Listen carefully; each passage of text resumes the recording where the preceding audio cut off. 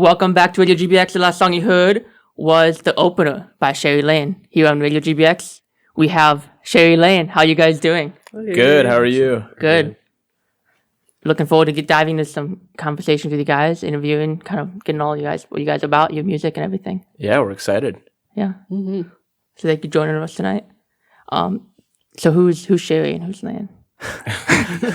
Yeah, it's a good question. Well, so I think Maddie's Sherry and I'm Lane. Okay. Yeah, we played a Halloween show this past Halloween at Badger State where we I dressed as a woman.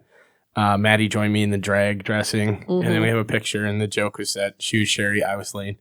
So yeah, first time doing makeup. It was appropriate for the event, I'd say. It was not my first time doing makeup. You looked great. Thank you. Thank you. Wait, me or her? Yes. Perfect. Well, stay tuned. Coming up next, we're going to get back to some music and we'll get into some interview questions soon. Here on Radio GBX, we have coming up next is Mother Wind, Pull It Back. Here on Radio GBX. Welcome back to Radio GBX. The last song you heard was Manifest by Soul Shade. Also, another one of Maddie's bands here. Mm-hmm. Yep. So how you guys doing? Good. How are you? Excellent, man. How are you? Good. I'm doing great. Yeah, thank you guys for joining me tonight. And I want to dive into some music questions, kind of talk about you guys' band and kind of all about we can kind of start maybe going where you guys are from. Are you guys from Green Bay? Or? I think I'm the only one that's not.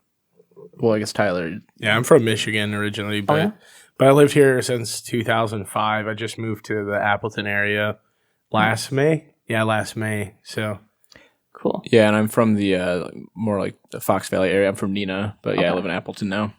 Nice. Yeah. I'm also a Green Bayer. Went to the same. Me and Tyler went to high school together. So nice. Yeah. And I'm also Green Bay, more Howard Swamico area, but same difference. Yeah. So what kind of bring you guys all together? What kind of? That's a great question. Yeah, I mean, so I started Sherry Lane back in 2019, late 2019, and John's old roommate, we were actually, his old roommate and I were recording the first album, and John was living there, and then I think you came home or something.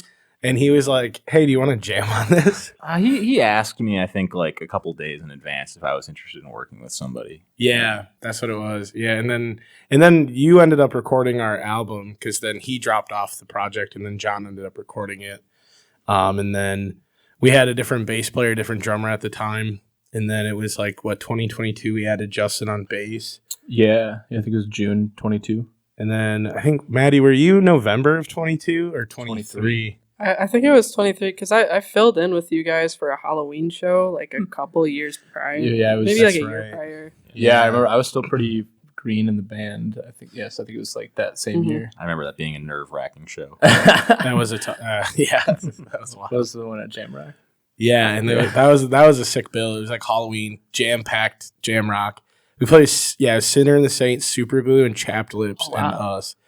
And I'm gonna just say that was the best bill that they ever had. It was at Jam Rock. Was that one? It was a fun show. It was so fun, Especially considering now it's just karaoke.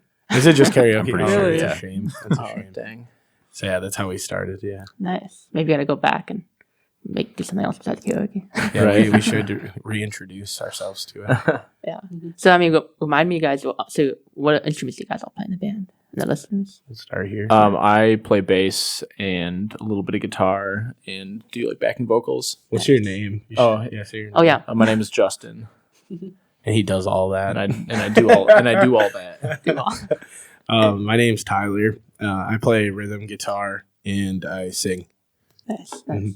I'm John. I play guitar, a little bit of bass. I sing when I have to, but usually if they don't give me a mic, I'm all right with it.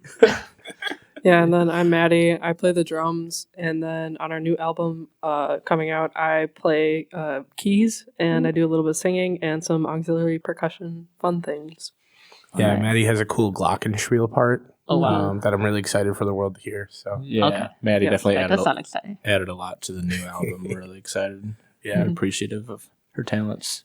Yeah. You guys all like play a lot of variety of different instruments or different things to do. Like, do you guys have a favorite that you perform the most? Like the favorite instrument? Yeah. I would probably say bass, just because that's the one I've played the longest and the one I'm most familiar with. But I feel like and maybe this is me being overconfident, but I feel like I'd be a good drummer. Like I've got the rhythm, but it's the hand-eye coordination that really trips me up. Like once you start having to throw in the hands and the feet, it's like, oh Yeah. man, I might need to actually have to practice at this one. My favorite instrument is the drums, even though I don't play them. I'm also pretty terrible at the drums, but I like it way more than guitar. Just being able to just beat on something like that is super fun. You're a big bagpipe guy. I'm a big bagpipes guy, yeah. When I like make demos, I play guitar, bass, and drums. Definitely the worst at the drums, though. I usually my strategy for doing it, I do about 40 takes, and I get one good one in the end. So that's about how good of a drummer I am. Yeah, I mean, drums are probably what I'm best at, but I really do in Soul Shade. I play bass, and I have a ton of fun actually being up in front because, like, the drums, I'm hiding behind everybody, and you get to play the groove, and it's cool, and it's definitely fun because I can be a lot more flashy. But I mean, bass is definitely like up there as well as fun. And speaking of bagpipes, I have some in my locker. Do you back really? in Studio Arts? Yeah. Can we bring those in here? Yeah. Live bagpipes. I haven't gotten them to make a sound yet, but they're together. I was like, why didn't those make an appearance at Honeytone? Yeah. Shout out to the Wellness Center for giving me a tourniquet to try to fix it the other day. Oh, I thought you were gonna say they gave you the bagpipes, and I was like, what? There's a lot to unpack here. Yeah. Yeah. No, that's really cool. I mean, drums are really fun, and it's really cool that you're like, I know you're a big drummer, and it's really cool that you're big in the bass, and that you're playing bass at the end there and Manifest. It's cool. So looking forward to hear more of that too. So like, what kind of getting into your guys' music too? I want to ask like, kind of what inspired you guys to like make the music that you guys make? I just I always had the being the primary like lyric I guess songwriter, I guess. With the like I write all the lyrics, and a big part of my style is just writing melodies and lyrics that I want to listen to myself. Yeah. I have a really hard time writing songs that I don't want to listen to. And there's been times like we have ideas that I'm like I'm pretty sure the rest of these guys can pick up that I'm like, yeah, I don't really vibe with this whatsoever. And then we end up, doing something else. But yeah, I think just writing music that we like, that's not out there yet, that we can just, revisit ourselves and listen to and add to our own playlists. I think that's ultimately the way, because we have so many different genres. There's not one genre that really pinpoints us either. Whether that's a good thing or a bad thing, I don't know. But yeah, so it's just doing the stuff that we want to hear. Yeah, that's awesome. Any other takes? Yeah, I was gonna say, kind of adding on to that too. I think from where the band started to where we're at now, I think it's become a lot more of a collaborative effort as far as songwriting. Like obviously, Tyler brings all the lyrics, or at least most of the lyrics, to the table, and sometimes come in with a like general chord progression for things. But after that, usually we've all been kind of a lot. It's like I said, it's become a lot more collaborative, where we've all been able to kind of like, add on to the idea, and we all kind of add our own flavors to it. Like I'll come up with a bass line, and something maybe more like a little bit more melodic, and then like Maddie will come in with the drums, and John usually rips in with some insane guitar solo that I wish I could play. But no, it's like I said, yeah, it's really collaborative. But yeah, and like Tyler said, we kind of just write. We've been, especially on this new album, we've been kind of just doing a lot of,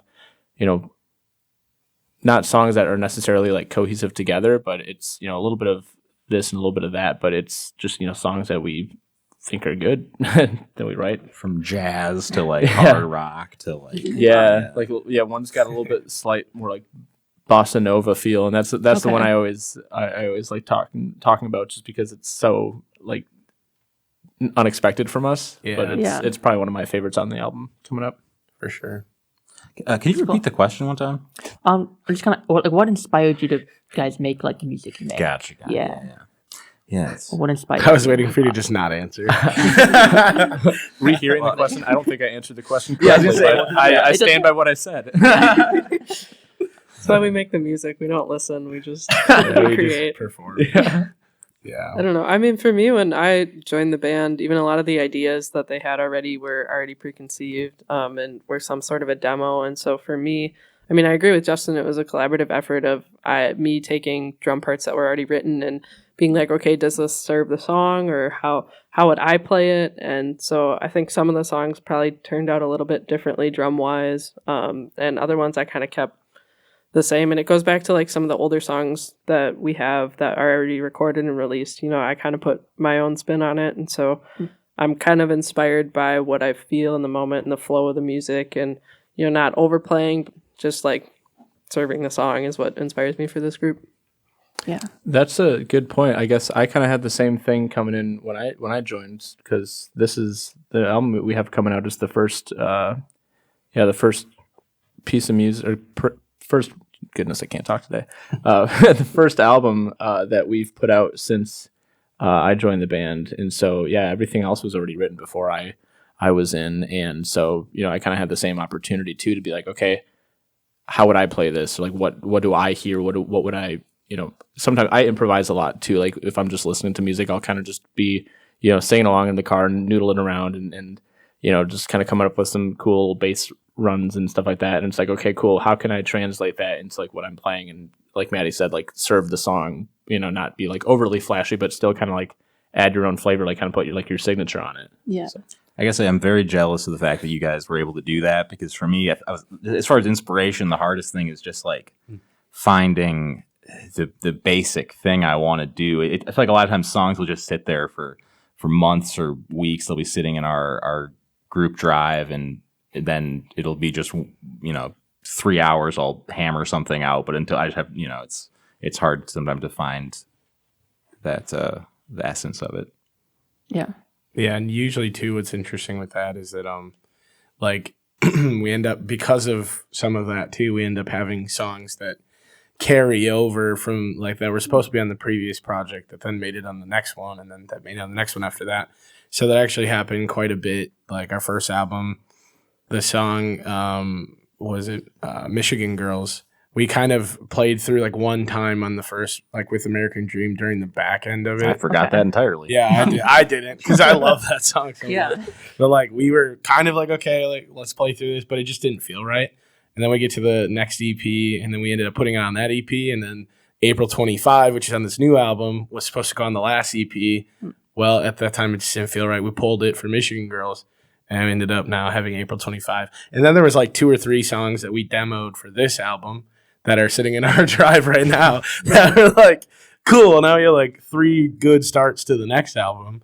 But, you know, so we'll see how it goes. But yeah, it's interesting too, like coming to a lot, like the first projects, you know, like the first album, I had a lot of the songs already done.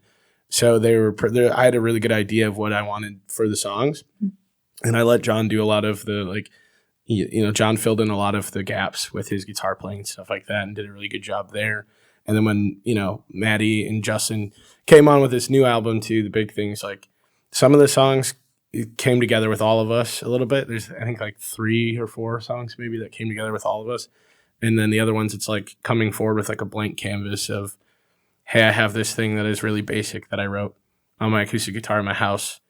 Let's play through it and like let's see how that sounds. And like Justin has a bass line, and John had parts started too that were like, hey, let's put this out there and see what happens. And yeah, it's cool. It's cool. Just like I don't like even when I write something just on an acoustic guitar, it's just like 4 chords, or in some cases 2 chords. Some cases the same 2 Some chords. cases the same 2 chords. Right? Chords that share 2 notes that are the exact same. Yeah. I like to keep it real basic. But like then seeing what these guys do with it, and then it just creates a whole different thing than what I was even envisioning, and it turns out a lot better than I could have done it. So Definitely, it frees me up to, if I had to write the structure of these songs, I would never come up with the like bridge parts that I do come up with. I would just be so sick of them by the end of it, you know. yeah. Oh, that's awesome. That's great to hear. I would like to dive into some more questions soon. We're going to get back into some music. Coming up next, we have Michigan Girls by Sherry Lane Oh, sweet. here on Radio Nice. GBX. Welcome back to Radio GBX. The last song you heard was Asteria Adonis by Superglue here on Radio GBX. We have Sherry Lane. How are you guys doing? Excellent. That's good. So we're having like a lot of conversations about guys' music and kind of all that, and like kind of how it all came to be. So I kind of want to talk to you guys. So kind of ask, like we mentioned before, like who's Sherry and who's Lane. Yeah. So how did the name, like how did you guys figure out the story behind that? Yeah. So my little brother originally was in the band as well too. He was our original bass player, and we had a band name in 2018 called Junior Year Drug Money, and my grandma did not like that name, so she had requested that we change that. And at first I was like, no. We have to do it. Like, it's too cool to not do it. Edgy. I was very stubborn. Our man. lives would be so different if that. That's what I'm saying. We'd have yeah. to play different music, I think. Different venues, all sorts of different I don't stuff. know. That Junior Year Drug Money sounds like a bossa nova band. Right. So we were like, I told her at the time because I was very stubborn. I was like, well, you come up with something better than, I did that to my grandma. And she had some real doozies, I think like one was like Two Brothers with a Z at the end. And I was like, no. I think she It's my struck favorite gold. '90s comedy. Yeah. I think she struck gold there. Yeah, I think we would be winning Grammys if that was our name. But we lived on Sherry Lane in Green Bay here, so Okay. it kind of just was the easy cop out name, and I don't regret it. I think it's a great name, and people do actually ask me. We played at Oktoberfest in Lion's Tail Brewing Company in Neenah. This past year. Okay. And there was a guy that came up to me after the show and he's like, which one of you lived on Sherry Lane? I was like, oh, wait, how do you know? Like, how do you know that? And then it was because of the picture we took in front of at the Edison Middle School track. Okay. He's like, that picture's right across the street from my house. And I was like, oh, damn. I was like, it's right around the corner from my old house. So that's how we, So it's it's not as interesting of a story as some other ones, but that's how we came up with it. No, it's it's always interesting to hear that. Like, I always want to hear how the name came about. I mean, have you guys played on Sherry Lane? No, that would No? be... Well, Sherry Lane is like the length of this table. Yeah. So So it'd be kind of hard. But yeah, I'd have to convince like the owners of the house that I live a in lot. now. Yeah. that'd be cool. We could always Just block play. party. Yeah, I was Yeah. gonna say we could always play their block party. We never had one of those though either. I lived there for like 10 years and nothing cool ever happened. Yeah. Other than a car did run into a house one time. That was kind of sick. That is electric. because nobody got injured. It was kind of cool, but Nice. yeah, it was crazy. Just like drive past every day for like a few months and see this huge gaping hole in the side of this house. How loud was it? I didn't hear it. But when I was growing up in Michigan, there was a car that did run into our house then. Oh, wow. And my bedroom was right off of where it hit like the patio. Like, so if Okay. it wasn't up and it wasn't a concrete like step that was there, it would have actually like gone into my bedroom. And I was like probably 4 years old, and I guess I didn't wake up when it happened at all. So yeah. You were snoring back then too. So yeah, I was snoring at 4 years old like a freight train, dude. Your CPAP machine was going. Yeah, CPAP at 4 years old. My nickname is Bane. Oh my god. Oh, So getting back to you guys performing, like, what is your guys? Do you have a favorite song you guys perform? You guys could say individually. I was told that it looks like April 25 is my favorite one, because I think I dance around the most when Okay. we play that one. Not that I have a lot of room to dance, but like, I don't know, I'm back there and I'm bebopping. It's grooving. Yeah. I not to be unoriginal, but I also got to say April 25, and Okay. that's just I think the thing that it started out as a very acoustic song, and it's sort of metamorphized over the years into like a fuzzy like alternative rock kind of sound thing, and I wish I could do that with more songs though. Cool. Yeah. Any. I had to look at the song list Okay. of the new album because I don't know. Justin's like, what song? Yeah, should I'm we like, play? what song is this? I don't know. I don't know. Gosh darn it. Pardon my French. I think I don't know. It's kind of a tie, man. I think April 25 was definitely the placeholder for a while. Just because I think that one was a bit more of a challenge for me, and like Maddie said, it's kind of grooving around a bit more on that song. But You helped write that one a bit too with the Yeah. fills and stuff. Yeah. yeah, and so yeah, like the bass line in there is pretty fun, and it's a good challenge because I'm also singing for pretty much like all of the verses, like and a little bit of the chorus, I guess, or like the pre-chorus, maybe whatever you consider it. I'm doing like harmonies on like the whole thing, and so like playing or singing that, and while playing the bass line that I'm playing is tricky. It's a bit of a hand-eye coordination exercise, I guess. But yeah, so it's a fun challenge. But otherwise, I gotta say, Basher Boogie has been probably one of my other ones that's been a lot of fun to play, and just that one started out. I mean, I guess that was kind of like a song idea before I joined the band, I guess. Yeah, that's also then- my favorite one too. Yeah. But then, yeah, that one's transformed a bit since then, just because I think from where it was when the song originally was written, I think it was just more of just kind of like the dan dan dan dan, just kind of like the chords, and there wasn't really much of a bass line going on there. And so I was like, all right, well, I can have some fun with this. Notes. Okay. Yeah, it's like I can have some fun with this and just really let loose, and especially as the song progresses, and like especially like Maddie's got an insane drum solo in there too, and it's a lot of fun. I don't yeah. think When I it builds. ever heard the original demo for Basher Boogie. I think you guys just started playing it and I drummed along and you stopped playing, and then I was like, oh, this is probably a drum solo part. Yeah. And then we're like, that's it. Yeah. Well, so I remember. So that is my favorite song to play live for sure. It's just so fun. And how that song came about was interesting too, because like we were in the basement of our old drummer, his house, and we had our old bass player at the time too, and we were gearing up to play Life Lessons which is off our first album, and you're just doing like getting ready to do rehearsal, and like I just remember like and in the demo we have, is that the first one? No, too? we played it once. Yeah. We loved it, and we then I hit record on And it. then we went for it, Yeah. yeah. Because Nice. I was like in the interim of like waiting for everybody to tune up. Like I was just doing that like dun, dun, dun, dun, dun. And then John did the dun, and we were like, oh, and we just kept playing it, and then like everybody kind of joined, and then we were just like cool, and it was a throwaway thing. We used it for I think a couple shows throughout the years as like our sound check thing. And at that time it was cool. I remember we played a show with Sinner and the Saint at Lyric Room. Okay. And we did it as a sound check, and they were super hyped on it. And I was like, oh, we should make this into an actual song. Was I in the band at that point? No, I think Oh. you were in. I think we played with Floral that day too, though. Oh yeah, Yeah, I was in a different band before joining Cherry Lane. Okay. yeah, and but yeah, I remember them being hyped on that song, and I was like, yeah, we got to record it now. Like that's I was never satisfied with our playing it after that until Maddie's drum part came Yeah. into it, and then that kind of made it more of a solid song.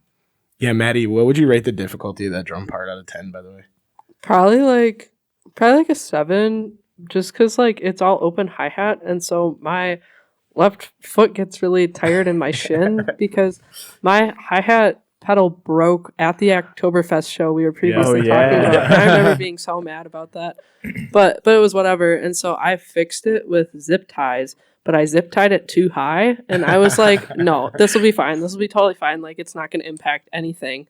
It did impact that song. Oops. Yeah, but that's honestly probably harder than actually doing the drum solo, because now that we have it recorded, I don't have to like come up with ideas on the spot, and so I just kind of play what's there. So it's really just the open left foot. yeah, It's an endurance thing, you know. Yeah, like I don't know. I'd compare that to some digital hubcap songs for Yeah. oh, for foot endurance. Okay. yeah.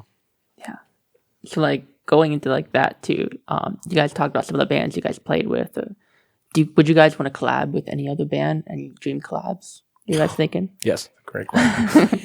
Could be anyone that you've met or anyone that you've not met. Just like Well, I already know Justin's answer. A collab in terms of playing a show with them. Or collab. You could collab. writing play music? either one. Yeah. Oh, Branch off. Whatever you guys thinking. I wouldn't. Oh man. Come on, You say go it. for No, it. you say No, it. you go. I would. Well, that's a tough question, honestly. There's a few bands that I really. I mean, the dream show for me is to play a show with the Arctic Monkeys. I mean, 100%. Like I love those guys. I've been listening to them for so long. That would be mine for sure. Yeah. When I was about 20, I moved to Madison for a year, and so there's a few bands from back then that are kind of that really inspired me to go forward more with music. So I'd probably say like bands like Disc, Slow Pulp, down there, Graham Hunt too. Those guys. Nice.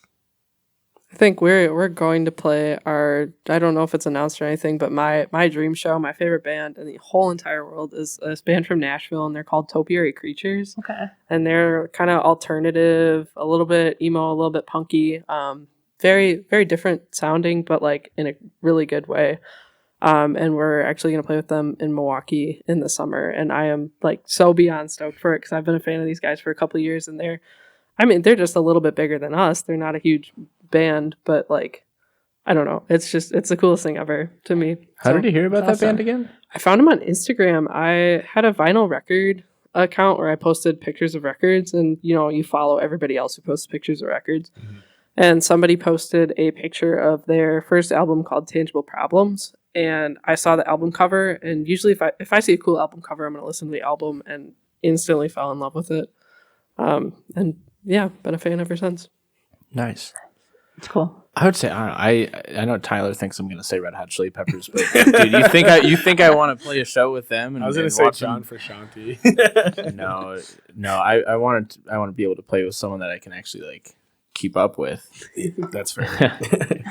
Slow your roll there. I was a little overzealous of the Yeah. Arctic Monkeys. No, yeah, I was like, that would be. It's a dream. It's right? We can all dream, right? right. No, I'd have to say probably one of my favorite artists around. I think he's from Mississippi, but he's out in LA now. But his name is Dent May, and I discovered his music when I was in college working at the radio station in Stevens Point, and and ever since then I like kept tabs on whenever he would put out music, and I actually got a chance to see him last year, I think like last May, down in Chicago with my girlfriend, and it was like just such a cool intimate show, and it was like I got to like talk with him afterward, and it was just like such a cool show, and he's just makes really great music that just makes you like there's some songs that he has where I'm like it's impossible to feel sad after like listening to that song or like while listening to the song, but he's just got a really good voice, and I just love his sound. Just a quick Red Hot Chili Peppers story. There was a video that came out about a month before Justin joined the band by this guy, Pat Finnerty. Like it's like a 40-minute video tearing down one Red Hot Chili Peppers song. And Tyler and I had a great month there just talking about them as bad as we wanted. And then Justin joined the band, and we really I shut that down right away. Tone it down. Wait, what song were they tearing Danny apart? California. No. Or was it? I'm pretty sure it was. Okay, I don't remember. Because it was What Makes This Song Stink. Is Yeah, that- yeah. Oh, I mean, yeah. Yeah. I think I've seen not that video. wrong. Yeah. He's not wrong. It's not my favorite song. It's just, it's overplayed. They have good songs. But then again, I'm a deep cut guy. One time I got really stoned, and I convinced myself for like 6 hours that I really liked the Red Hot Chili Peppers. And then I woke up in the morning and I was like, It was the best night of yeah, I woke up in the morning and I was like, yeah, no, I'm not. I don't know, man. You watched Live at Slane Castle one time and Without tell me, me that they're not a good band. Oh, I think they're a great band. They're not Live my- at Snore Castle. Snore. Shut up. Oh, that's funny. We're getting away from things. That's okay. It's good to let it trail off. So I want to ask one more question, then we can go back into some music. Yeah. So what is the best piece of advice another musician has ever given you? Wow. Jesus, dude. Silence. Yeah. Oh my god. Got to prep for these, man. Hit him hard. I mean, I would probably just say, whatever you're doing, or like whatever you want to do, just keep plugging away. Like if you want to really get a lot more exposure in your music, or and gain a lot of followers, or book a lot of shows, it's like you're gonna get a lot of rejection along the way, especially when you're trying to branch out and get more people to really care about your music. But just keep plugging away. I got it. The best piece of advice a guy gave me. I was playing an open mic, and I promoted a show at a different venue, and he told me I shouldn't do that. It's kind of rude. Yeah. That was great advice. I've been guilty of that. I can't think of a musician who's like giving me music advice, but every time I go over to my grandma's house, she always gives us a hug and tells us, me and my siblings and my mom, that she loves us, and she's always like, Madison, I want you to enjoy your life. And I think that can relate to music because sometimes you play music and people are like, oh, your music is terrible. And some people hear your music and say, oh my gosh, this is great. And sometimes nobody has any opinion on your music. But if you're playing what you enjoy and it's good to you, I mean, that's really all that matters is if it's fulfilling to you. Yeah. Yeah. Yeah. It doesn't matter if, Exactly. you're playing to a room of, 5,000 people or 10 friends in your basement. If they're into it and you enjoy what you're doing, that's kind of the dream, isn't it? Yeah. You know? Yeah. Like, I got a piece of anti-advice that helped me. so is that like learning from their example by not doing what they're doing? Well, maybe anti-advice. I don't even know if it's the right phrase, but so yeah. So my grandpa is in the Upper Peninsula, like Rock and Roll Hall of Fame, which is the most ridiculous thing that even exists to me.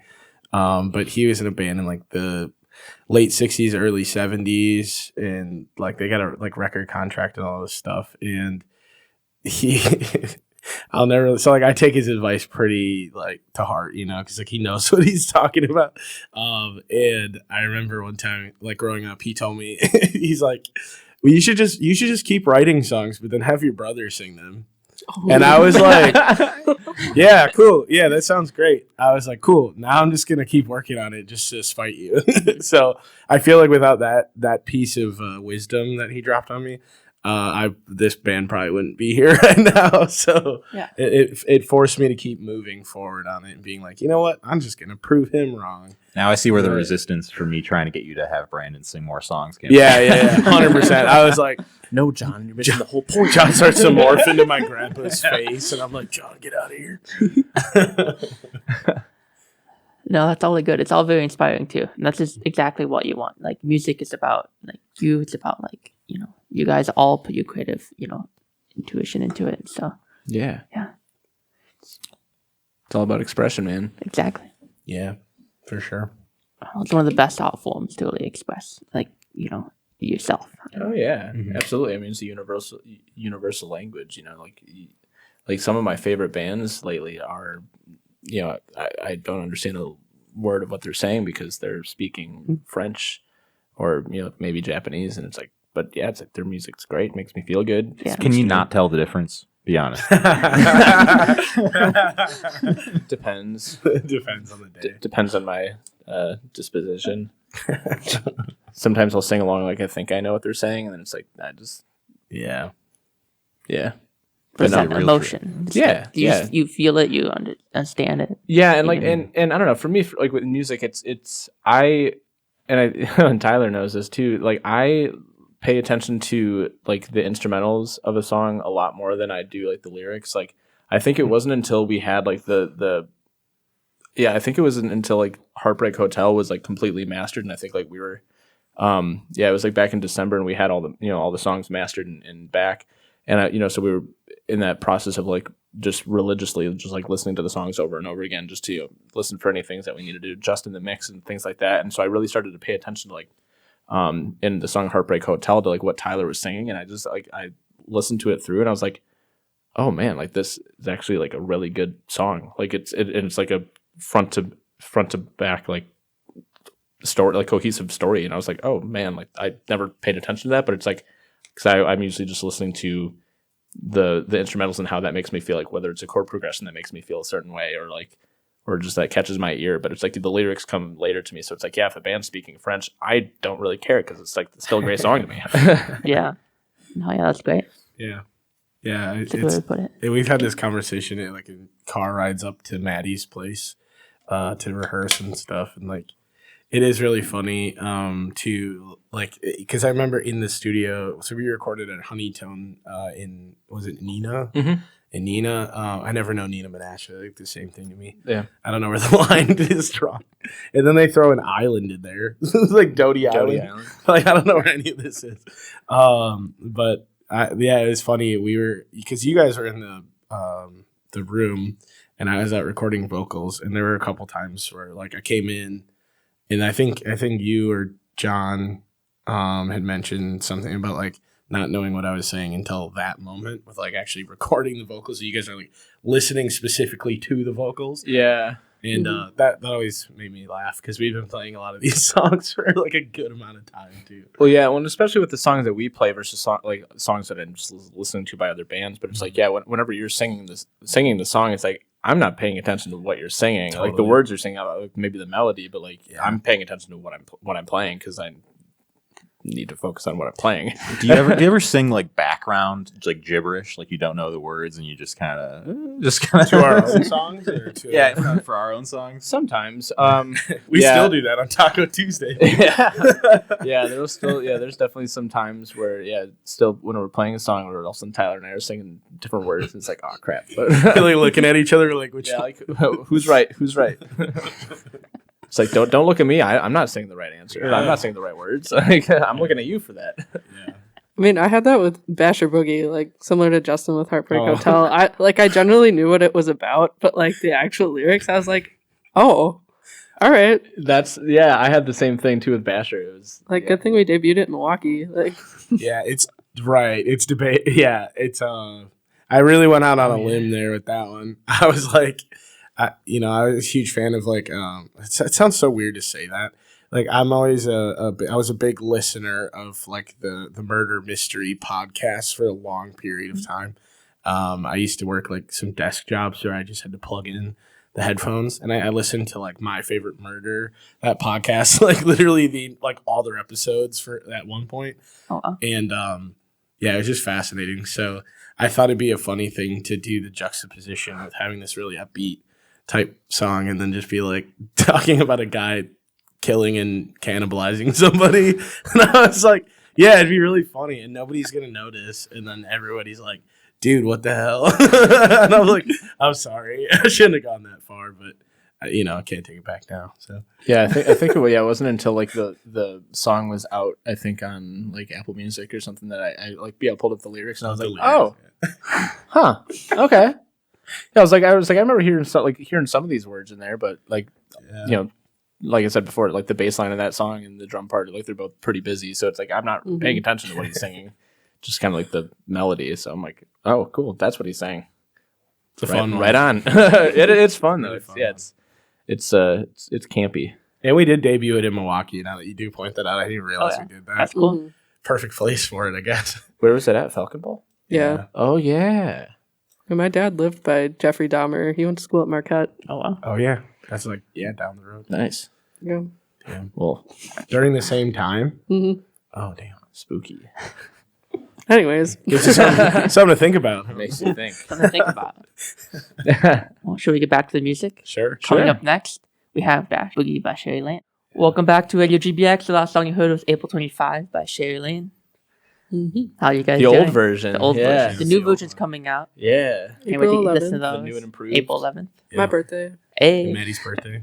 2 weeks before the day. the 25th. Yeah. Yeah, the Packers draft unfortunately ruined April Yeah, that's a- 25th release of the album. We were Yeah. definitely gonna do April 25 as the release day and the release show, and then we realized that that there's this much larger event than us that's happening at the same time. I don't know, Yes. man. I think Green Bay kind of likes us, so I think they like us better than the draft. Yeah, it's better than Yeah, the Green I Bay mean, I'll Packers. show up. appreciate There you that. We also Appreciate produce support. less traffic in the town. Oh, yeah. we play shows. Yeah, it's Yeah. crazy too. During the draft, we're actually closing down campus. Are they Yeah. really? Yeah, that's why I work at the Packers Yeah. Stadium, and so we get off school, so I get to work. There Well, you that's go. Make dope. some money. Absolutely. I'm curious how many tips you're gonna make during that. That's Yeah. gonna be insane. I mean, it's all like top secret info, so I may be restaurant serving, I may be doing something else. Oh, They, dang. they really don't know. Be Yeah, it's crazy. gonna bring a lot of people here. I mean, it's Yeah, they're gonna like be crazy. building all these hotels and stuff, like all these, like the stuff that they've built leading up to it. Because I think they've known for like a few years now. I think. Probably since the last one. I Yeah. don't know, Well, it's been a they little bit choose- longer. I think it was like 2 years. Okay. I think roughly is like how long they know. But like, it's like as soon as the city found out, like all of a sudden these like hotels are popping up in these like condos and all this stuff, and Oh, like, wow. people like all the like the fence people, the fence painters along Lombardi. Yeah. The renovations that they've done are insane. Like there's that one house, I don't know if you've seen it, that has like 3 levels, and it like started off as just this little ranch home Oh, at wow. one point. It's like, geez. Oh man. yeah. It's crazy stuff. Like they're even bringing in like cruise ships just for people to live on that are gonna like dock. And Oh. yeah, I think dude. Milwaukee area Wow. or something. I don't even remember. People are like staying in Chicago to come up to the draft. Yeah. Hey, I mean, if anyone is going to be up in town for the draft and wants to crash on my couch, $1,000 for the Yeah. whole weekend Yeah. is yours, man. Just Airbnb. I mean, All these- heck, hell yeah, for two grand, you can sleep in my bed. I'll sleep on the couch. For real. Or just even trade for the cruise ship. Yeah. Oh, yeah. Honestly. Yeah, I'll sleep out in my hammock. I don't care. Like, John slept on your couch, so he can attest to how comfy it is too. yeah, Comes with a very friendly cat. Yeah, it does. it's my cat. Shout out And to a, Justin's cat. and a moderately Shout out. friendly roommate. Shouts to Alan and my roommate Michael. Yeah. Yeah. What are we talking about? I have no idea. Oh, we started talking about the draft a little, but Oh, getting yeah. back to you guys' music. Sorry, no, that's No, just, it's that's all like good. that's like a very common thing with us, where we'll just be like going off on a tangent, and then it's like, wait, what were we on about? I don't Yeah. know. It was And then April like I'll go on 25th. my phone. Just yap. Yeah, just Maddie's on her yapping. phone. Maddie's doing homework. Yeah, Okay, but April 25th. What a great song. Yeah, Yeah, wow, and it's such a coming good out soon. yeah. Yes. Yeah. April 11th. Yeah, Yeah. not What? confusing. Why do we call it April 25 again? Because so originally it was the what is that miscongeniality? Yeah. Oh yes. Okay. That. Yeah. I forgot. Yeah. Because it's a miscongeniality reference. Yeah. What is the full quote from that? So it's like in the beauty pageant for the Miss America and Oh, yeah. I think it's Miss Rhode Island. She's a little bit of an airhead, the character, and she, William Shatner's character is like, Miss Rhode Island, describe your perfect date, thinking that she's gonna be talking about like, like, oh, maybe like a nice dinner and like a long walk on the beach or something. And she's like, well, I'd probably have to say April 25th because it's not too hot, it's not too cold. All you need is a light jacket. And I don't know why we just had the working For title some for the reason, longest time, and we just stuck with it because it made us laugh. Yeah, and then we changed it to like April 25, like it reads like a Tinder bio, like you see on Tinder or like a dating app. Yeah, like April age 25 kind of. Yeah, because the song, like the actual like song itself, is very preachy about like somebody ruining their life in a not so great way. So we were like, well, like let's make this little slight adjustment so it's not about like the date, because it just didn't make any sense at that point. So we're like, oh, let's do this. But we still, I think most of the time, most of us still call it April 25th, even though it's not the actual date anymore. But Yeah. there's a few songs in the album too that we like changed the names, and we still refer to it by the working title. So it's And we were doing that first album. There was probably 5 songs where I would be like, what's that one that's in A? And it go, for yeah. I was like Half of them. all of them. They're all in the key of A, I think. So yeah. Yeah, that's cool. So kind of getting back to that too, like you talking about your new album coming out and all this stuff. What is the creative process when you guys start the album? How does that? Yeah, what did we do? How did we even decide to just go into the studio? Did we just have to rip the Band-Aid? I feel like that's kind of how it happened. We just had enough songs and we were like, Yeah, I think we were getting antsy for sure to get this music out, and because it had been over 2 years since I joined the band, and I think I joined like a month after the Rough Night EP came out. yeah. And so some of these songs had been cooking for a bit. Like some of the songs on the new album were written at least partially before I even joined, and so we were, I think, just getting antsy to get some of the music out, and I think we finally felt like we had enough.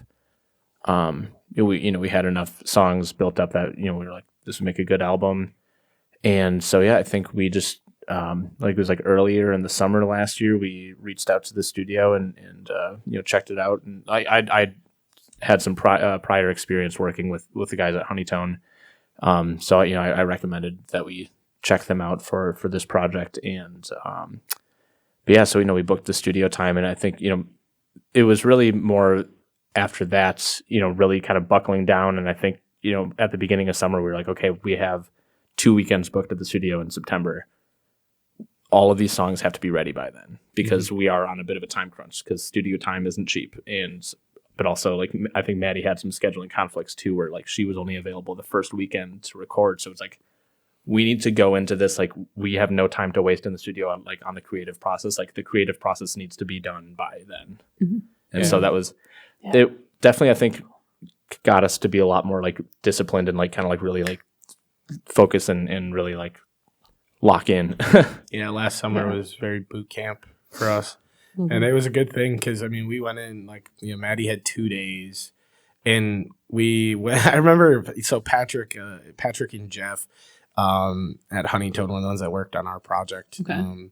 Fantastic. Like, they're awesome. They're the best. And the first day we walked in, I was like, Patrick's like, so how many songs are we doing? And we're like 12. And he's just like, ha, okay, yeah. Like he didn't know that we would get through it all. And, because we were like, having to track the drums, you start on the drums.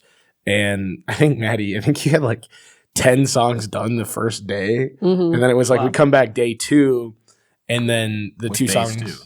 Bass as well. Yeah, bass was pretty Yeah. much done too. Yeah, I think we tracked both of them pretty much at the same time. Yeah, and there was a couple that we did full because like I only had to go back and re-record my rhythm guitar on 2 songs after as well. So Right. Yeah. Mhm. Honestly, quite a lot of my parts. It was like probably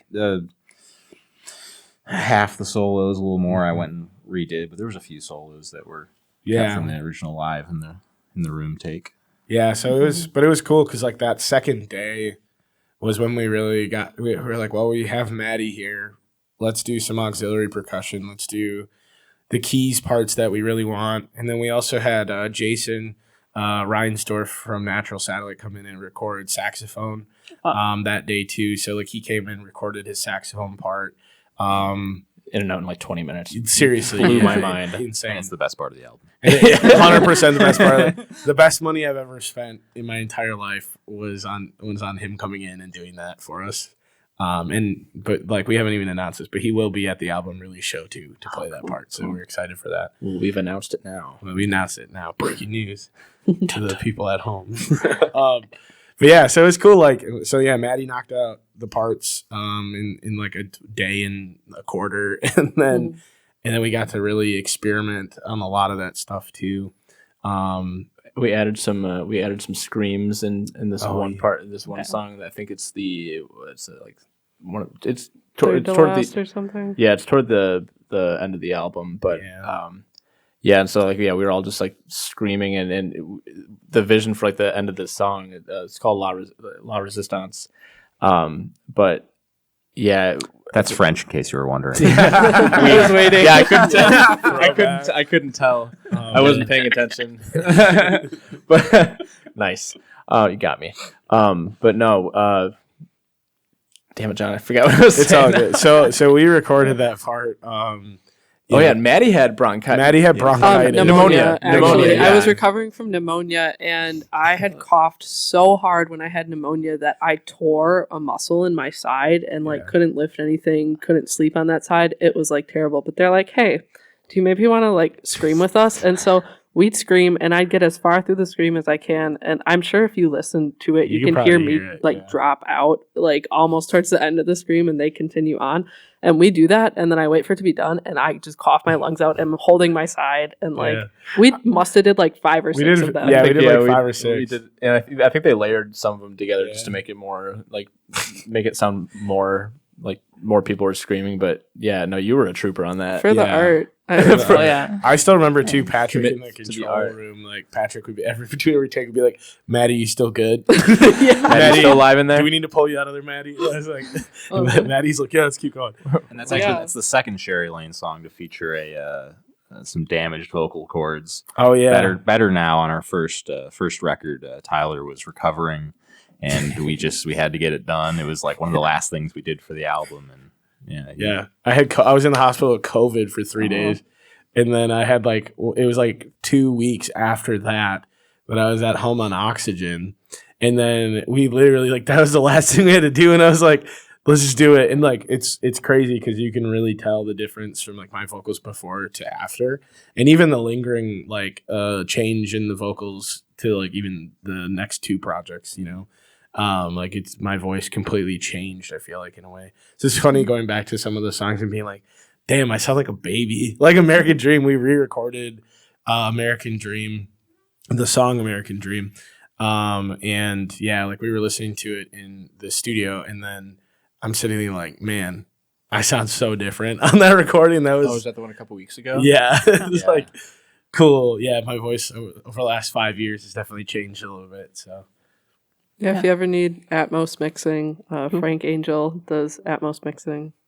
And that's what we were kind of doing with American Dream and a couple other of the older songs. Yeah. That's cool. And I know we actually opening an Atmos studio on campus too. It's Oh, in that's Widener. awesome. For real? I don't know how off the top of Salic of like up and running yet, but it's something that's definitely because Atmos is coming around. I mean, it's definitely something that's like it's maybe not as like because 5.1 that was something that was like because movies are really big at Atmos, but Atmos is like across everything.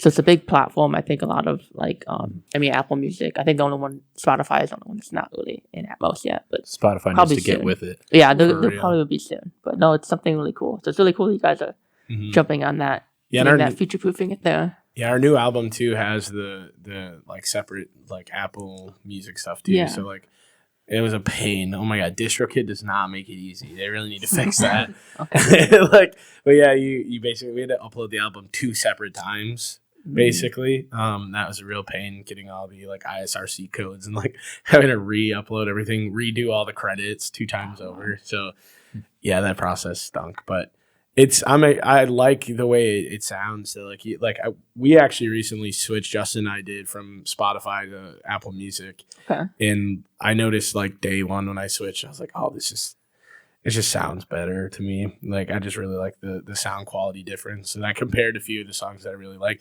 Running Up That Hill by Kate Bush was like the first one I noticed when I listened to it on my car, and like I have a Kia, so the car speakers suck, but even listening to it on my Kia from the Spotify version to the Apple Music one, there's like stuff going on in the background that I never even heard before until I listened to it on Apple Music. And I was like, I'm never going back. I'm never going back. So it sucks that it's like the preferred platform because also too the stuff with like artists and they could do a much better job taking care of artists. But hopefully they go away or they take care of artists better. Yeah. So we'll see. For sure. I mean, I know what Live 365 we use that actually gets promoted through all the credits go through Apple Music. Sweet. So that's Oh, where nice. We appreciate that. So yeah, like every time we play one of your songs, that's how it goes through there. Hell We yeah. get that Apple Music money, Love not it. Spotify. I actually do see that come up on the numbers. I see like which radio stations are playing our music. Okay. Like there's a little spot on there, which is cool. So we see you guys come nice. up. Which Nice. Cool. I did not know that. It's a neat little I know. thing. Yeah. So kind of getting back to you guys' music, like, so you guys talked about some of your influences. Like, what kind of influence do you guys have? Like, you guys have lots of different, each song is kind of different in this new album. Like, what kind of influence is each song, or kind of how do you get that influence? Well, self-reflection was let's just write a song and see what happens, and then it made it on the album. Okay. Like Yeah. I remember, I think John tried to play a riff that was like Weezer, and then I started with the sweater song, Yeah. drum fill, and then Yeah, and then Well, like my bass line is my bass line on that it's pretty. I mean, the whole song is just simple, but it kind of got like the sublime, like what I've got kind of feeling, just kind of like the chill, just sitting back on the beat and just jamming out. But yeah, it's just one of those like really simple songs that I think for all of us is probably one of our least favorite, but I don't know. I think it's fun. I think that's the one where I look up in the crowd and people like, not that people don't dance to our other songs, but like I feel like people like that one when we played it. I don't know if we played it recently, but We haven't played it for a little while, but I know what you're talking about though too. One of the things that's funny too about that is so there's a friend of mine, Morgan. She was at one of our shows that we played at this warehouse that I wish it was still around. It's not even a thing. It was a thing for like a few months That's in news to me. Appleton. Yeah, it's literally not even there anymore. They sold it. But it was just this warehouse by this used car lot off of College Avenue in Appleton. And I remember we got asked to play a show, and we show up there, and I'm like, this is the wildest place ever. And it's funny because that whole show is actually recorded and on YouTube. Like, you watch the full performance. But we played that song. I think it was the first time we played it live. And my friend Morgan was there, and she came up to me after, and she's like, whatever that song was, that like reflection song, she's like, that's my favorite song you ever wrote. And I was like, cool, sweet. So I kept that in the back of my mind. So we go into like recording getting the stuff together for the album. And I was like, I personally am like whatever with the song because it's like the lyrics are all like the whole self-reflection thing. I just kind of purposely did like self-deprecating lyrics, and then now I was like, I gotta do for Morgan though. Like she said it was her favorite song. I was like, I feel like we have to. And then I was even fighting back in the studio to be like, I don't know if we should do it. And then it was the last time we recorded, and I'm glad we did because I do think that people genuinely like that song, and I think it's going to be a lot of people's favorite song on the album.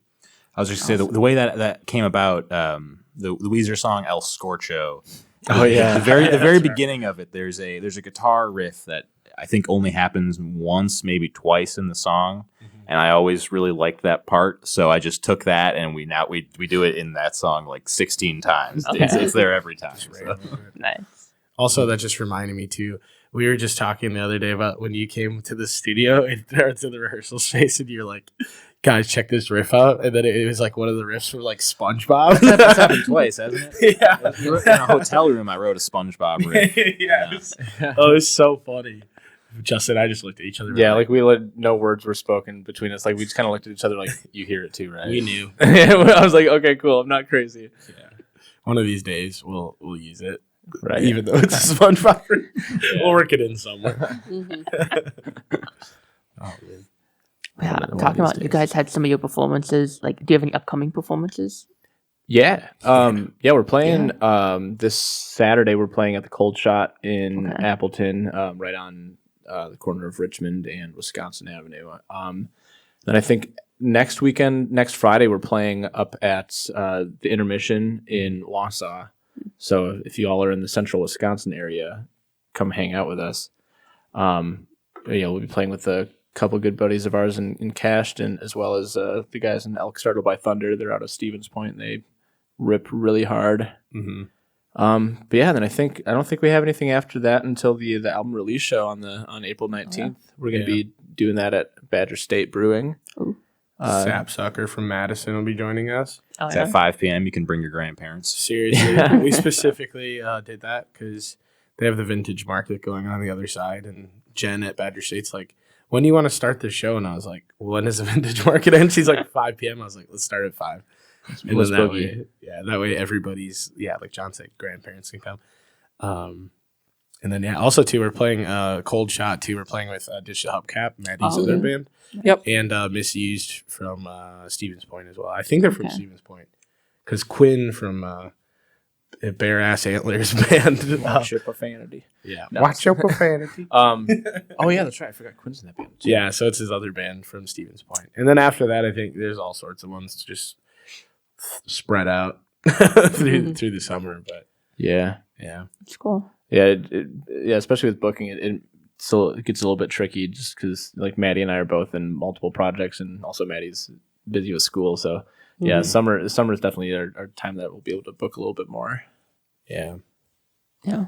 You guys been playing like all around the state here. How long have you guys been performing?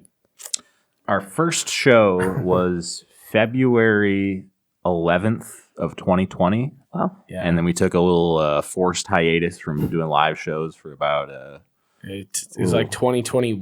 Why when would we happen? released. I don't know. I think there was this global pandemic thing that Blank. Global happened. Demi. We all just blocked it out. Yeah, we played that first show, and then we had a few shows lined up after that too, and then the pandemic happened literally a week later, Which was a blessing because we we were not were ready. so bad. Yeah, we were not ready.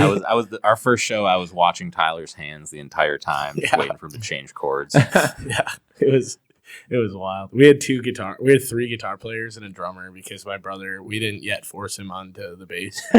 But we were like, well, John plays lead better than both of us, and I write the songs and play the rhythm already. So like, gonna have to learn bass, buddy. And then That's how I'm pretty sure most bass players are I born. think so. Yeah, No, that's just how all kidding. bass players start. No, there's a difference to me. There's a Yeah. difference. You're a bass player or you're a guitar player that gets put on bass. That gets put on and there's bass, and yeah. you can tell. Yeah, a lot of times you can tell for sure. But No offense to anyone. yeah, no. Is a guitar player that was put on bass. Yeah, right. But so we ended up, COVID kind of shut us down for a while. So then we recorded Finished American Dream, came out when it was acceptable to like come out and play shows. and then we did like a release show for that. Was that your guys' first show, like playing after COVID? I think Titletown was our first show after. Yeah, Pretty positive it was. Yeah. yeah. Because I was in a different band called Floral Friday at the time, and we actually opened up for Sherry Lane Yeah. for their album release show. And that's actually how I got to meet Sherry Lane, is or like and get to know the band, is because we had when I was in Floral Friday, we'd played a good handful of shows together just throughout the next year or so, and then And then we were like, "Yo, Justin, do you want to be in our band?" It was a pretty easy process. I was like, yeah. Then we went to. Did we get food at? I don't know. We went to get tacos or something probably, but yeah. So I mean, we've been playing for. I mean, since like 2021, it's been pretty consistent. I think, we've done most of the stuff like from 2021 to like 2022 was all within like Appleton, Green Bay. Like that's pretty much it. And then we started branching out. We signed on to this like DIY label out of Ohio. And then we ended up getting a show in like Akron, Ohio, St. Louis, and Chicago from that. And that was a good experience. Lost a lot of money doing it, but it was a good experience. We had a lot of fun, especially at like the Waffle House in Akron, Ohio. Remember that St. Louis is a place that should be avoided at all costs. Yeah, literally, St. Louis is there's nothing going on there. I think the money we made from that show didn't even cover the cost of like the pizza we bought that night. No, it didn't. At the hotel. It was depressing, but it was like, Yeah.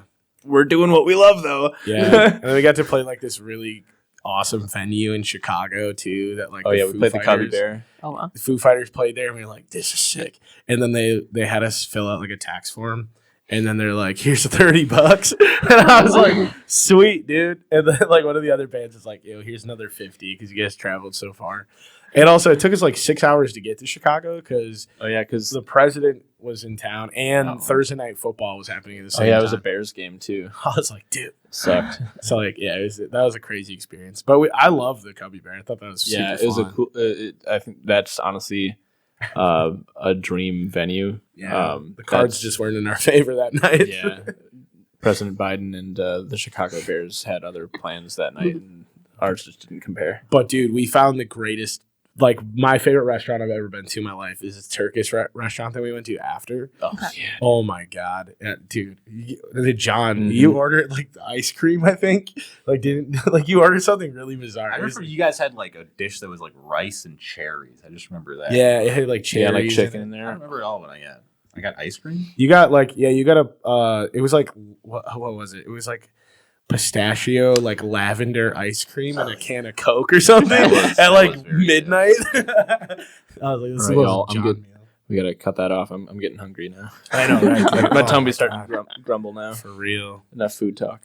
Yeah. I have a question though. We talked about how you guys found Justin, but how did you guys figure out who I was? So I was wondering this the other day too. I don't know. I was thinking about that. I have no idea how we found out about Maddie. My memory of this is that Maddie sent you a message after seeing one of our real early Frets shows. Maddie, can you confirm or deny that? I don't remember, but I remember I went to see Scary Canaries at Frets for maybe it was an album release show of theirs or whatever. You guys played with them, and I remember being you guys were really good. Maybe I sent you guys a message. I think you might have. Yeah, and then we started following because I remember following your record Instagram that you had at the time. I just remember being shocked when I learned how old you are, or you were. I thought you were 31 years old. I don't know. I was probably like 16 or 17 and not supposed to be in Frets at all. Yeah. Well, yeah. So because I think that happened, but I do remember when we made the decision to part ways with our previous drummer, like we had played shows with Maddie, and then we like one show with Maddie, and then we played a couple shows with Wyatt from who used to be with Floral Friday, and at the time we were like, okay, cool, like these are both really solid drummers, and I kind of like just filed it away in the back of my mind. I was like, cool, it's like if we ever need a new drummer, like these are the first two people I'm going to reach out to, and then we ended up needing a new drummer, and then we talked about it, and I remember, the conversation, like there was another drummer too that we talked about, But I do remember, John, I do remember you being like, my like my pick is Maddie 100%. Yeah, I don't really think it was ever like a discussion. I think it was just like, yeah, she obviously we know that she can play with us. She already kind of auditioned, you know. I think that was probably due to my. I was a big fan of the first Ditch the Hubcap album. I listened to that one on repeat when I first discovered that. Sweet. Yeah, so that's how that happened. Yeah. Okay. Good. Yeah, no, it That's was cool. it was like I said, it was never. I don't think it was ever a discussion. Like when we were talking about it, it was like Maddie was like, yeah, like any objections? No, not at all. Like let's. Yep. Yeah. I mean, if you're down. Yeah, John and I from day one have been pretty blessed to know very good musicians in the area, so we didn't have to go through the grueling audition process. Like, I think we only ever auditioned one other person for bass too. Yeah, and that was also similarly a pretty obvious decision which one we should go with. Yeah, it was kind of more of a formality. I remember Who the did you trick. go with? Yeah. I don't know.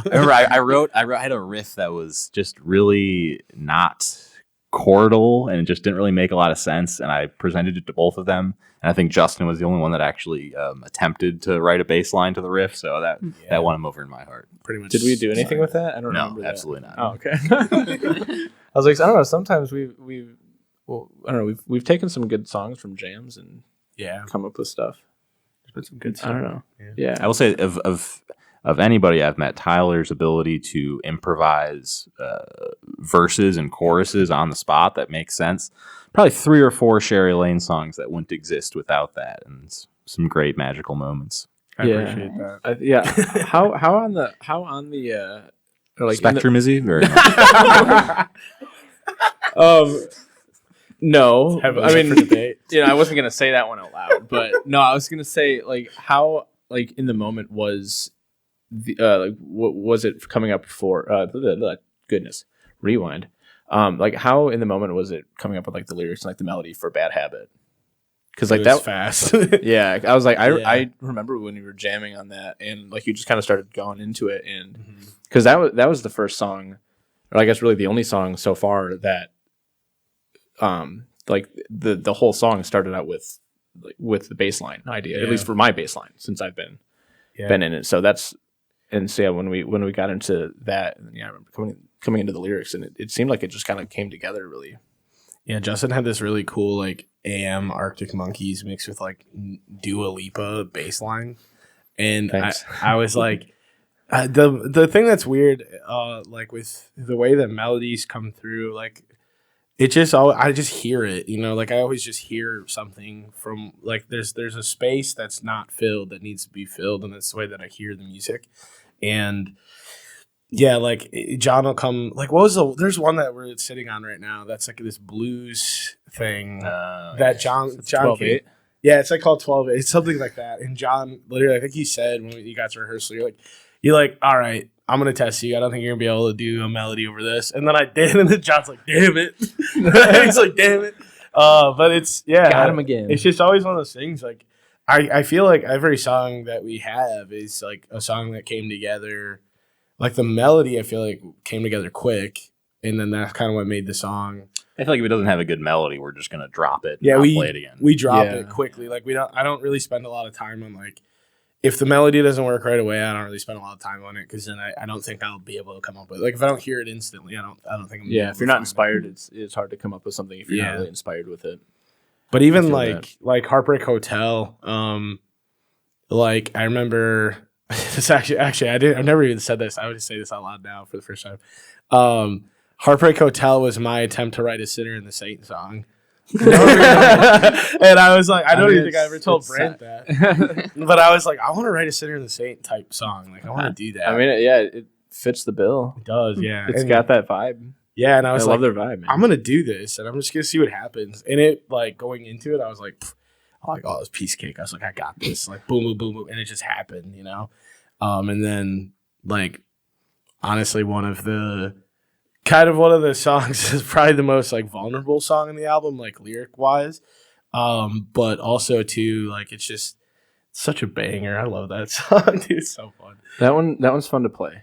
I like Yeah. that one a lot. That one's probably if it wasn't for the fact that we usually have been playing that song toward the end of the set when my fingers are starting to get a little sore and calluses are starting to get a little tender, it's like, man, it's like that would be a lot more. I would enjoy playing it live a lot more than I already do, but I still enjoy playing it very much because the bass line is fun. I busted my knuckle pretty bad New Year's Eve when we played that song. I tend to go a little bit hard with that song too because it's, I don't know, I guess it is kind of an emo song, and that's like my genre to listen to. And I remember I like to crash on my ride cymbal, and I just totally nicked my knuckle, and it bruised, and it still kind of hurts. I'm not gonna lie. It's like a loud song that's very long. So it's once we get to a certain peak, then we got to go up higher than that. So it kind of pushes us, I feel like. Yeah. And I don't know, and that song is interesting too because like like Maddie said, like you said, it's kind of like an emo song, but it's like I don't think of it that way because like I'm thinking of like what I'm playing, and it's like at least at some parts of the song, it's just like do do do do do do do do do. It's like kind of just like this like groovy kind of thing, but it's like, but it fits well into it, and then like toward the end, kind of like with John's solo and kind of like the outro breakdown, whatever you want to call it, like the bass and the drums kind of sync up and kind of hitting those like triplet half notes or whatever they are, dotted quarter notes, something like that. Music. I don't know. We don't do the written music in the garage band. That's for history class. Yeah, we don't do any of that. I think it's half note triplets. Yeah. But anyway, so that's what I'm playing. Yeah. But then it kind of comes together and it's like, I don't know, it's just a banger.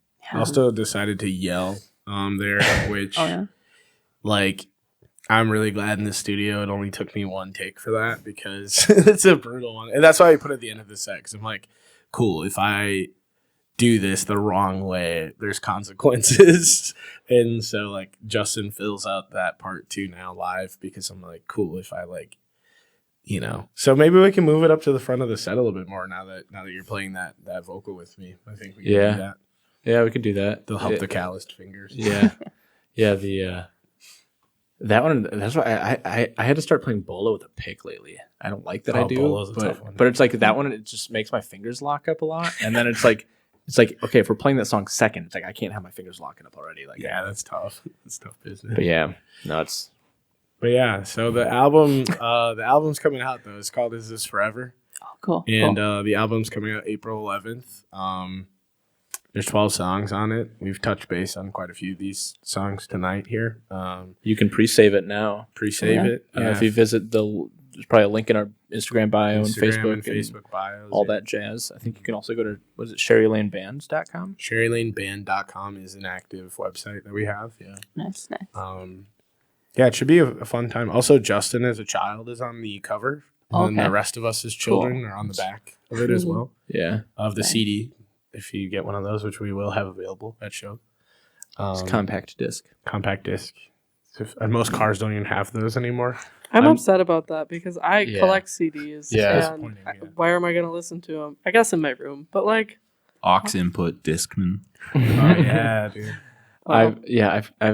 I'm dreading the day that I eventually want to get a new car, but it's like, but then I'm going to lose the CD player, and that's not going to be fun. I went through that like 4 years ago when I lost my cassette deck in my car. That's right. Yeah, I remember the old CD, actually not even the CD player, but you remember the jack to the tape cassette. Oh, yeah. I had one of those. Yeah, those are crazy. We sound like such boomers talking right now about this. Rachel still has one in her car. Yeah, Rachel has one now. Yeah, in her car, she still. Because the jack, you don't even have the jack anymore on phones though either. Oh yeah, you got the dongle connection. Oh, there's so you have like 3 adapters on one thing. Eventually, a circuit's gonna short out, and actually, I believe that they make 8-track adapter. I saw somebody do that. They put a cassette adapter in the 8-track adapter into so they had like. That's insane. Have we gone too far? I think so. Yeah. Oh my God. I don't know, but yeah, definitely follow you guys' music, Apple Music, Spotify, wherever you can find Cherry Lane. And you said you guys have your own website. You guys have social media, other things to promote too. Yeah, I think on Facebook we're like Sherry Lane, like Sherry Lane Band or something like that. And I think Instagram, I think we're Sherry Lane Band as well. Sherry Lane Band too. I don't actually know. Are we Sherry Lane Music on anything? Oh, I think No, it's just Gmail. our Gmail account is, for whatever reason, I did the For some reason, it's separate not thing. uniform. Yeah, so don't worry about that. It's Sherry Lane Band on everything social media wise, and then it's just Sherry Lane on Apple Music, Spotify, all that fun stuff. Yeah, I would say like Instagram is the place to find us though, for sure, because that's like we do cross post, to Facebook from there, but like Facebook is such a weird platform now. I mean, Instagram's kind of getting there too. Like I feel like there's, I don't know, it's such a weird, like social media in general with having a band right now is really strange. So try and navigate those waters. Yeah. But It's like I'm trying to makes play sense. music. I don't want to have to be a content creator too. yeah, but like that. Yeah, it forces you into that role. But it forces me to fight my age, and we're starting to branch out into TikTok world Yeah. now. hate every I second. hate of it so much. Sucks so bad. Yeah. Especially because they're like 30 Is- years old. Yeah. So we're old. And that just like isn't. Yeah, we're like the trying to be cool uncles, I feel like, of the social media realm with like the local bands. Yeah. Everybody's like doing all these memes and getting away with it. We're just like, cool memes, kids. How are you doing, fellow youths? Yeah. And it's like, sweet, dude. But it works. Yeah, and you guys got stuff on YouTube too, like you said, Yeah. some live videos. Yeah, we've got a couple live performances live videos on YouTube. I think a couple. The Danger YouTube channel is a great resource. You can find like over 2,000 videos of local bands on there. Yeah, Nice, Dan is he's a wild guy. I like most shows that we're playing, or that like if I'm at a show around the area, I don't know how he fits it into his schedule. He's just there. But Yeah. he's always up at the front with got his tripod, and he's gonna record, and so it's like usually within the next day or two, Mhm. you go on YouTube, and he's usually pretty good about sending us the link like after he posts it too. But he'll post videos on there. But he has quite an archive of. There's like 2,800, I think. It's Wow. He came here when Digital Hub kept playing Yeah. at the Phoenix Club. Yeah. So like the I fact that saw he that found on where the Phoenix That Club is cool. was, Yeah. was like Had his Yeah. camera ready to go. Yeah. He also, That's he, great. He gets like our. I had a buddy of mine look at search Sherry Lane on YouTube, in the show that we mentioned previously where we're dressed in drag. Popped up, and I biffed a guitar solo that I have that's like 4 notes. The one solo. And my buddy's like, "Yeah, I saw your band on YouTube. I saw that you were dressed as a woman and you ate it on a guitar solo." I was like, "Gotta love Dan. Gotta love Dan. Captures it no matter what." So yeah, I think next time we see him at a show, we just gotta like kind of give him one of those like, hey, this is the one. this is this song. Should Yeah. post this one. We want people to hear this. Yeah, one. for a while he literally. I think he posted like the same song 3 times. Yeah, I think there's like probably 4 different videos of us playing the opener. Playing the opener, and I was like, "Dan, we have other songs too." But like Variety's the spice of life, Dan. he's a great appreciate guy, it. though. Yeah, and he does a lot. I feel like he does a lot for the music scene with coming out and supporting, and then just being there recording and having Getting the word out. giving bands just like another form of content that they don't have to create. I think that's also something too. I feel like the music scene in this area lacks a lot of, like, you see a lot of our like friends bands that are down in like Milwaukee or Madison. Yeah. There's always like a photographer at the show, somebody who's like just hitting into photography. He's like just now like, hey, I want to start shooting bands. And you come away from those shows with all these pictures, and then you got like shows here and there's like nobody's taking pictures of anything. And I'm like, dang, so it'd be so cool. So if anybody's an aspiring photographer, please come to shows for everybody, because it'd be really cool. Not even our Yeah. shows. Just come out to local shows. Come out to Yeah. local shows. Go and any support kind. local music. Yeah. Yeah. Come and take pictures of anybody. Like we appreciate it.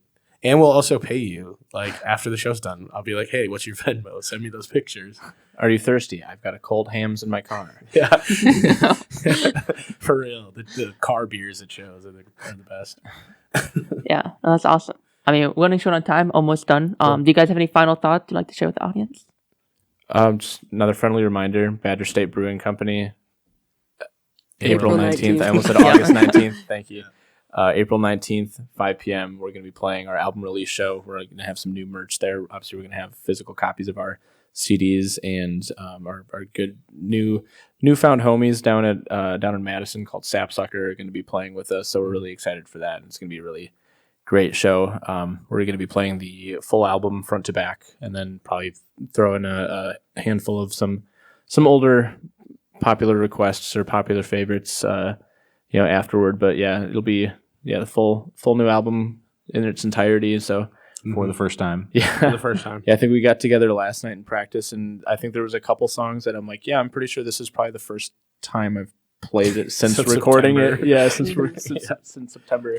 Yeah. Also, too, if you're local to the area, GBUFO Record Store, April 4th, we will have a listening party for our album. So they will be playing our album in full for people who want to come and listen to it for the first awesome. time. We'll have some copies there that you can purchase as well too before the release date on the 11th. Yeah, a week early. Yeah, that's, so that's huge. week early. It'll be a good time. I'll be there. I don't know if anybody else will be there. I got nothing else going on. So John will be there. Maddie, I'm sure you're probably. I might. What day of the week is that? It's a Friday, next Friday, the 4th. We play in Wausau the same night. So I mean, if you're gonna be there, I might as well. all be right. there. So Justin's the only one who's not gonna be there. 'Cause Yeah. he'll be at work. Yeah, I'm lame. I work until 4:30 in Appleton. And they run it on 420 is when it's gonna be on April 4th. That's their thing. So Okay. they're like 420. So be there if you want to hear it. And we'll be there. But yeah, that's everything that I got. What that's about awesome. you guys? You guys got anything? No, I don't think so. Nice. John, Nope, said it all. said it all. Yeah. Perfect. Cool. Well, thank you so much for joining us tonight. And Yeah, thank you. Thank you. Yeah, Thanks thanks for for having having us. we had some really good conversation, and I'll have this uploaded on YouTube if anyone didn't catch it live tonight. Sweet. Cool. Yeah. Cool. So thank you, and stay tuned. Coming up next, we have Heartbreak Hotel by Sherry Lane.